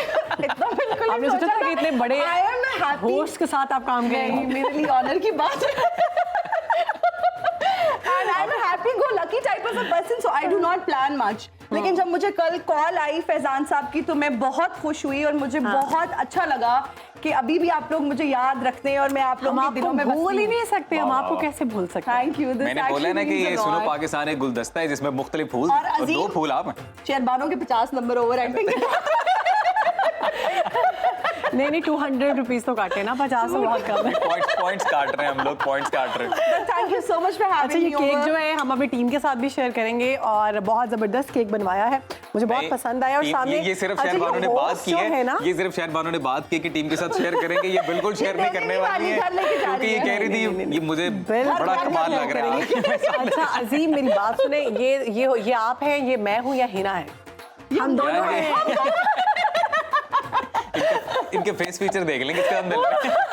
ये हिना है, हिना। ये लिपस्टिक का कलर अगेन अजीम आप लोगों अजीम को जो है वो बहुत ज्यादा 90s के हीरो लग रहे हैं। Thank you. चले हीरो तो लग रहा हूँ यार, हीरो बस तो ठीक है, लगे मैं खुश हूँ इस exactly. बात पे। अच्छा इस आप बात लोगों को एक बार फिर से बहुत बहुत मुबारक। Thank You you guys so are doing a much. tremendous job.